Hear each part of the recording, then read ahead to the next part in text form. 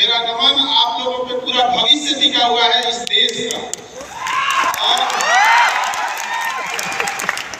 आज से 10 साल पहले जब हम गायत्री परिवार में ये देखा करते थे कि इस स्लम में बच्चों को जाके पढ़ाया जाता था, तो उस समय से हमारी बड़ी इच्छा थी कि हम आदरणीय चिन्मय पांडे जी महाराज से मिले। लेकिन उस समय हमको लगता था पता नहीं हम मिल पाएंगे कि नहीं, इतने महापुरुष है। और आज 10 साल लग गए, सौभाग्य प्राप्त हुआ। प्रेरणा का स्रोत बने रहे देश के युवाओं के लिए। और इस गायत्री परिवार को लेकर चलने वाले हमारे मनीष भैया, आपका सादर प्रणाम। आपको ऐसे ही और ईश्वर शक्ति दे इन युवाओं को मार्गदर्शन करने के लिए। और शिक्षा के क्षेत्र में हम लोग हैं हमारे निशान भैया, आपका बहुत आभार। और पूरे गायत्री परिवार से जुड़े छोटे से लेकर बड़े पदाधिकारियों का, छोटे बच्चे सबका हृदय से नमन करते हैं। देखिए, किसी भी समय किसी भी समाज को अगर आगे ले जाना है तो अब हम लोग क्या ही समाज को आगे ले जा सकते हैं। हम लोग को जहाँ जाना था चले गए, शिक्षक बनना था बन गए, हमें जहाँ जाना था हम लोग चले गए। अब आगे का भविष्य आपके हाथ में है। आप भविष्य को कहाँ लेके जाइएगा ये आपके ऊपर डिपेंड करता है। क्योंकि कहा जाता है कि तलवारों के साए पर इतिहास हमारा बनता है। जिस ओर जवानी चलती है युवा वो शक्ति होती है कि एक बार जोसेफ बेजनी ने कहा था कि यदि समाज में क्रांति लानी है तो शासन युवाओं को सौंप दो। जरूरी नहीं कि शासन केवल वहां बैठ कर ही किया जा सके। आप अपने पास जहाँ देख रहे हैं उस समाज को सुधारने का प्रयास करेंगे। छोटे छोटे कण से ही एक बड़ी चीजों का निर्माण होता है। तो युवा जो होती है इकाई होती है समाज की। किसी भी जगह के युवाओं को देख के आप वहां का अंदाजा लगा सकते हैं। लेकिन अभी के दौर में युवाओं को डिरेल जाते हुए अपने रास्ते से भटक जा रहे हैं। उन्हें पढ़ने के लिए भेजिए, वो मोबाइल में लग जा रहे हैं, कहीं फोन पे बतियाने लग रहे हैं, लाल पीला हरा करने लग रहे हैं।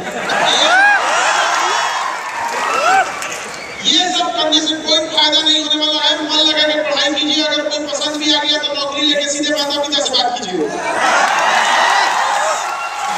लेकिन बीच में पढ़ाई रोकिएगा तो पढ़ाई नहीं जाएगा, आपका करियर समय सब बर्बाद हो जाएगा। इसलिए सबसे जरूरी चीज होता है समय।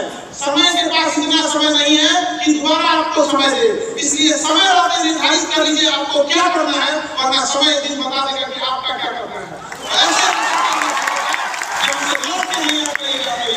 समय और सद्बुद्धि बड़ी अजीब चीज होती है, दोनों एक साथ नहीं आती है। जब आपके पास समझ होती है तो समय जा चुका होता है। अभी आपके पास समय है तो सद्बुद्धि ही नहीं है। यह समझना जिसके पास आ गया वह समझिए कि सारी चीजों का विजय प्राप्त कर लिया। और कहीं ना कहीं गायत्री परिवार का भी यही प्रयास होता है कि समय रहते सद्बुद्धि, समय रहते आचरण, समय रहते राष्ट्र निर्माण के लिए योगदान दिया जा सके। ऐसे नहीं यहाँ मंच पर जितने गणमान्य उपस्थित हैं सब अपने अपने क्षेत्र में है। कहीं ना कहीं इस राष्ट्र समाज से प्रेम था, तभी वो लोग इस प्रयास में लगे रहते हैं कि गांव-गांव से बच्चों को लाया जा सके और एक अच्छा भारत का भविष्य लिखा जा सके। तो भारत की कल्पना ही नहीं कर सकते हैं जहाँ युवाओं का भविष्य खराब हो। अगर युवाओं का भविष्य सुधरेगा तो ही भारत का निर्माण होगा। आप सोचिए कितना दुर्भाग्य है इस देश पर कि हमारे यहाँ जैसे हम एक तो कह देते हैं पूरी दुनिया में हमारे यहाँ शादी विवाह का एक पवित्र बंधन के साथ जन्म के साथ होता है और ऐसी कहीं भी परंपराएं नहीं होती है। लेकिन इसी समाज के ऊपर एक दहेज नाम का कलंक है ही नहीं है यहाँ पर। वो किसको खत्म करना होगा? आप यंग जनरेशन में जिताएंगे और ये कहेंगे कि हमें वह संस्कार मिला है, वह शिक्षा मिली है। आप विश्वास हुआ है कि हमें चाहे जितना पैसा कमाना पड़े हम नौकरी करके, बिजनेस करके ईमानदारी से कमा सकते हैं। दहेज वाला भीख हमको नहीं चाहिए।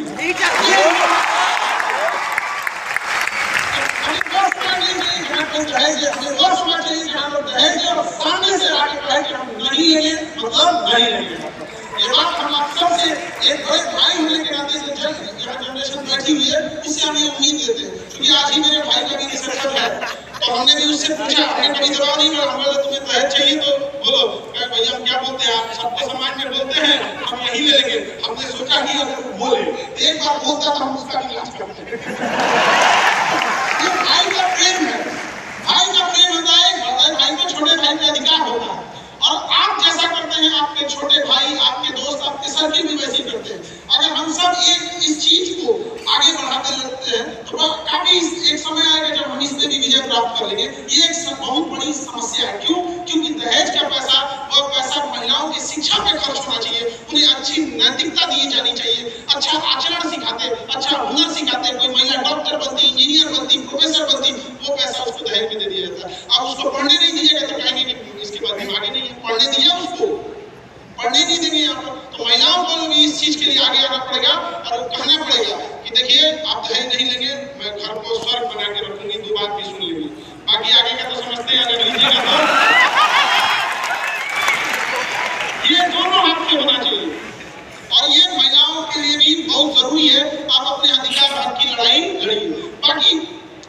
इस देश में आपका अपना कर्तव्य बनता है। किसान अपनी जगह पर जा रहा है, फौजी अपनी ड्यूटी कर रहे हैं, शिक्षक, डॉक्टर, सबका अपना अपना योगदान होता है, कोई बड़ा छोटा नहीं होता। लेकिन हमारे समाज में क्या होता है कि हम बहुत कम तवज्जो उन किसानों को देते हैं जिनका हम 3 टाइम अन्न उगाया हुआ खाते हैं। वो बंजर जमीन से जब वो फसल उगाते हैं और जब किसानों को आत्महत्या करने की नौबत आ जाती है तो वो दिन बड़ा दुखदायी होता है इस देश के लिए, जबकि देश हमारा किसानों का ही है, गाँव का ही है। जब गाँव सुधरेगा तभी ये चीजें आएंगी यहाँ पर।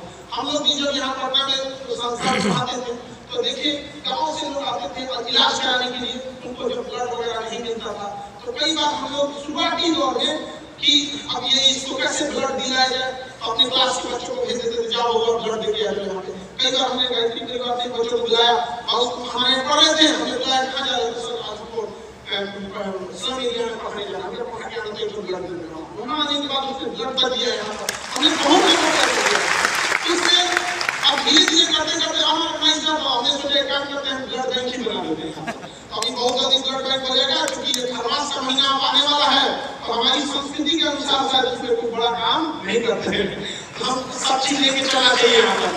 तो ऐसा नहीं कि आप आगे बढ़ जाए तो अपनी संस्कृति को ही भुला दें, अपनी संस्कृति को ही संभाल कर रखना है, ये हमारा कर्तव्य भी है। और आजकल के जो कुछ सेलिब्रिटी टाइप के हो गए हैं ये पश्चिमी संस्कृति को अपना लिए हैं और कहते हैं ये मॉडर्न है। गलत है, वो पश्चिमी है, मॉडर्न नहीं है।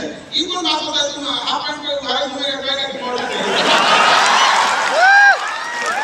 इन बच्चों को भी समझना पड़ेगा, तो कब जवाब दीजिएगा जब आप भारतीय होने के बाद अगर अपनी बुलंदी अपनी कामयाबी को दुनिया को दिखाइएगा तब लोग कहेंगे कि वो उधारे घूमना मॉडर्न नहीं है, ये कामयाबी मॉडर्न है। तो आप वो वाली कामयाबी दीजिएगा। आप कभी भी अपने माँ बाप का सर नीचे नहीं झुकने दीजिएगा, लड़का हो या लड़की। आप सबने संघर्ष किया होगा, गरीबी इतनी भारत में बड़ी है, 150 करोड़ आबादी में 100 करोड़ ऐसे लोग हैं जो शायद आज का दिएगा मोटरसाइकिल खरीदने के लिए नहीं खरीद पाएंगे।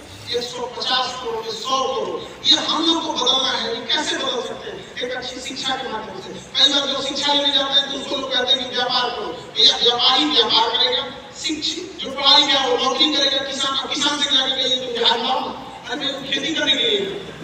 तो ये विडंबना है जैसी, तो हर पायदान पे आपको मेहनत करने की जरूरत है। और सफलता कल भी कैसे मिलती थी जब आप मेहनत करते थे, और आज भी कैसे मिलेगी जब आप मेहनत करेंगे तब। सबको जीवन में संघर्ष होता है, ऐसा कोई नहीं है जिसके जीवन में संघर्ष नहीं है। अरे वह पत्थर भी जब तक छीनी हथौड़ी का मार नहीं देता है, जब तक मूर्ख का रूप नहीं लेता है, तब तक लोग उसके आगे भी सर में झुक जाते हैं। पत्थर कभी लेकिन जिस पत्थर में चोट नहीं सहा लोग उसके लात रख के चले जाते हैं। तो ये तो इतिहास है। जब आपको खदान से सोना मिलता है तो सोना आभूषण नहीं होता है, उसे आभूषण बनने के लिए भी ना आग में तपना पड़ता है, आग में जल के तपना पड़ता है, तब जाके वो आभूषण का रूप लेता है, तो मूल्यवान बनता है। अगर नहीं तपिएगा, नहीं बनिएगा तो आपका कोई मोल नहीं रह जाएगा। अगर सूरज की तरह चमकना है तो सूरज की तरह जलने की क्षमता भी रखो। जिंदगी बड़ी चुनाव सुबह होने से नहीं रोक सकती। यहाँ तो भगवान को वनवास झेलना पड़ा था, सृष्टि के रचयिता जिनके उंगलियों पे क्या से क्या नहीं हो जाता, जब उन्हें वनवास झेलना पड़ा था। मर्यादा पुरुषोत्तम राम जी जब वनवास जा रहे थे तो बड़ा अच्छी चीजें याद है हमको, रास्ते में होते तो वही याद आया हमको कि जब वो वनवास जा रहे थे तो बड़ी प्रमुख घटना हुई, क्योंकि अभी रास्ते में मारे थे तो नहीं वो लोग पैसे मांगते हैं किन्नर को और ऐसे हाथ पे एक सिक्का रख के हाथ सर पे हाथ रख के दुआएं देते हैं। तो वहां से प्रचलन था कि जब राम जी जाने लगे तो अयोध्यावासी बड़ा प्रेम करते थे उनसे, सारे अयोध्यावासी लोग हमारे प्रभु जा रहे हैं। वो बड़ा अजीब सा मंजर था वो, और सब उनको छोड़ने आए कि हम चलते हैं चलते हैं। जब अयोध्या की सीमा समाप्त होने लगी तो वहां से मर्यादा पुरुषोत्तम राम जी लौटे, पीछे हुए और कहे कि आप सब लोग अब लौट जाएं, बच्चे, बूढ़े, माताएं, बहनें, पुरुष, स्त्री सब लौट जाएं। आप लोग यहाँ से लौट जाएं, हमारा वनवास का है, क्योंकि वचन दिया हुआ है रघुकुल रीति सदा चली आए, प्राण जाए पर वचन न जाए। तो वचन को निभाना था, तो वहां से उनकी बात मानकर लोग लौट गए। जब वनवास काट के इतने लंबे समय का वनवास काट के जब लौटे तो जब अयोध्या की सीमा प्रारंभ होती है तो वहां पर कुछ किन्नर लोग खड़े थे, ट्रांसजेंडर। तो बड़ा अचंभा हुआ कि इतने लंबे बनवास करके आ रहे हैं और स्वागत में बस ये लोग और वे एकदम सीमा पर। तो अचंभा से पूछा गया कि ये क्या है, ये ही लोग बस है, स्वागत में तो होना चाहिए। क्योंकि महाराज जी स्वागत के लिए लोग वहां खड़े हैं, आप आंखें बिछाए खड़े हैं तरस गई अयोध्यावासियों की, लेकिन यहाँ ये लोग उन्होंने ये लोग कि महाराज जब आप वनवास जा रहे थे ना तो उस समय आपने बोला था कि बूढ़े बच्चे स्त्री पुरुष महिला सब चले जाए। आपने तो इनको बोला ही नहीं कि ये चले जाए, ये जब से वनवास में थे ये वहीं खड़े हैं, ये आए नहीं, ये खड़े हैं वहीं पे। तो उस समय राम जी ने भावुक होकर कहा था कि तुम सबके हाथ रख के जिससे आशीर्वाद होगी उसका आशीर्वाद फलित हो जाएगा। आज भी वो परंपराएं हैं इस देश में। तो भगवान लोगों को परीक्षा देनी पड़ी है, तो हम और आपकी शिक्षित मसाला है, तपस्या तो करना ही पड़ेगा यहाँ पर, इससे भागना नहीं है। तो इसलिए नहीं यहाँ पे। और यहाँ जब आप अच्छा काम कीजिएगा, जब भी कभी अच्छा काम कीजिएगा तो 10 लोग उंगलियां उठाएंगे। तो एक बार जरा सोचिएगा, सीता मैया को लोगों ने अभी परीक्षा में बिठा दिया, हम लोग को जियो क्या है हम लोग? अच्छा कहाँ पर बिठा दिया, कहाँ? लंका में नहीं, अयोध्या में बैठा गया। ये क्या है? आपको प्रेरणा देता है उनकी लीलाओं को समझिए। ये समाज को दिखाना था कि आपको भी जब उंगलियां उठाएंगे तो आपको साहस मिलना चाहिए, आपको देखना होना चाहिए कि जब हमने भी तकलीफ उठाई है तो आप लोगों को भी उठाना पड़ेगा। लेकिन याद रखिएगा, वो उंगलियां उठाने वाले को आज कोई नहीं पूछता है, लेकिन आज भी सीता मैया सबके दिलों में रहती है। तो उंगलियां उठाए, सोचिएगा वो लोग ऐसे खत्म हो जाएंगे, पता ही नहीं चलेगा। जब लोग याद रखेंगे तो आपकी उस सत्कर्मों को याद करेंगे, आपकी उस भलाइयों को याद करेंगे। आप उस समाज से आते हैं भारत में जहाँ कहा जाता है यूनान मिस्र रोमा सब लूट गए जहाँ से, लेकिन मगर है बाकी नामो निशा हमारा। कुछ बात है कि हस्ती मिटती नहीं हमारी, सदियों रहा है दुश्मन जोरे जहाँ हमारा। पूरी से मिस्र की सभ्यता लूट गई, हांगो नदी की सभ्यता लूट गई, आज मेसोपोटामिया कहीं रहा नहीं, रोम की वो सभ्यता कहाँ मिल गई, लेकिन आज भी अमर रहा तो हमारी भारत की वो संस्कृति जो अखंड भारत को होता था। कभी अफगानिस्तान तोड़ा गया, कभी म्यांमार तोड़ा गया, कभी पाकिस्तान तोड़ा गया, कभी बांग्लादेश तोड़ा गया। हम बस ये याद दिलाना चाहते हैं कि जो चीजें तोड़ी जा सकती है उसे वापस जोड़ी भी जा सकती है। कोई नहीं रोक सकता है। हमें लगता है कि ऐसे हमें अपने राष्ट्र के लिए हमेशा एक होकर खड़ा रहना चाहिए। हमारा झुकाव, हमारी लॉयल्टी, हमारा नैतिकता, हमारा सब कुछ समर्पण, न परिवार, न देश, न राज्य, न ही किसी पार्टी, न ही किसी मतभेद, न ही जाति, न ही धर्म। हमारा झुकाव केवल और केवल राष्ट्र के प्रति होना चाहिए कि जब बात राष्ट्र की आएगी सब कुछ त्याग दिया जाएगा और पूरे भारत के लोग खड़े हुए और अपने भारत के लिए एक राष्ट्र के लिए खड़े हुए। तो आप सब लोगों से यही उम्मीद करेंगे कि आप लोग जहाँ भी है, जिस क्षेत्र में भी है, अच्छे से काम कीजिए। और एक बात गरीब लोगों के लिए सोचिएगा, जो कि मुख्य उद्देश्य है गायत्री परिवार का, कि चाहे दुश्मन लाख आगे निकल जाए, एक दोस्त पीछे छूटना नहीं चाहिए। एक समाज के अंतिम चीज को नहीं छोड़ना, चाहे जहाँ भी रहे। अभी हम तो शिक्षक है, हमको तो सुई मारते नहीं है, हम डॉक्टर तो है नहीं, लेकिन अभी हम लोग हॉस्पिटल बना रहे हैं यहाँ पे।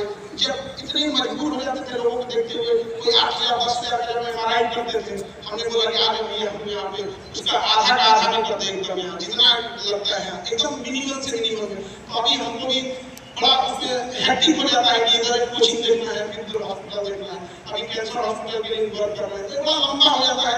लेकिन फिर भी हमेशा याद रखिएगा, समाज के लिए जब आप कभी काम कीजिएगा आपको थकान महसूस नहीं होगी, क्योंकि उस समाज की दुआएं आपके साथ रहेंगी। और ये भारत का समाज है, भारत कोई जमीन का टुकड़ा नहीं है जिसे अंग्रेज आके बांट के चले जाएंगे तो इसकी संस्कृति। भारत एक विचारधारा है, विचारधारा को कोई बांध नहीं सकता है, विचारधारा को कोई रोक नहीं सकता है। आज भी आप हिंदुस्तानी पासपोर्ट लेके जाएंगे तो दुनिया आपको इज्जत की नजर से देखेगी, ये देख के नहीं देखेगी कि कहीं फट जाएगा तो क्या हो जाएगा। ये हमारी संस्कृति है और ये संस्कृति को हम एक शिक्षक है, हम शिक्षकों के बीच में हमेशा ये बात कहते हैं। कई बार कुछ शिक्षक नाराज भी हो जाते हैं इस बात को।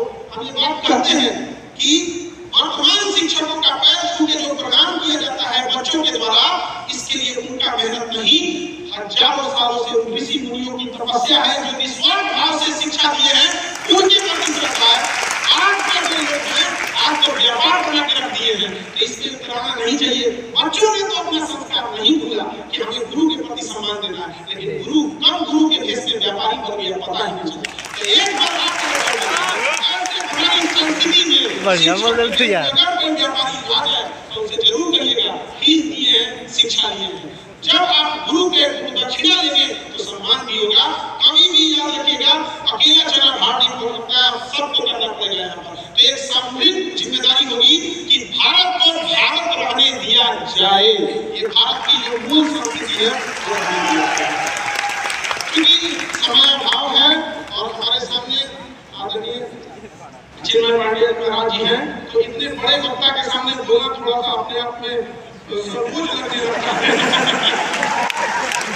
तो बहुत बहुत धन्यवाद, आप लोगों ने हमें यहाँ बुलाया और सारे बच्चों को बहुत बहुत शुभकामनाएं, आशीर्वाद आपके उज्जवल भविष्य के लिए। एक बार बोलेंगे भारत माता की जय, माता की जय, माता की जय।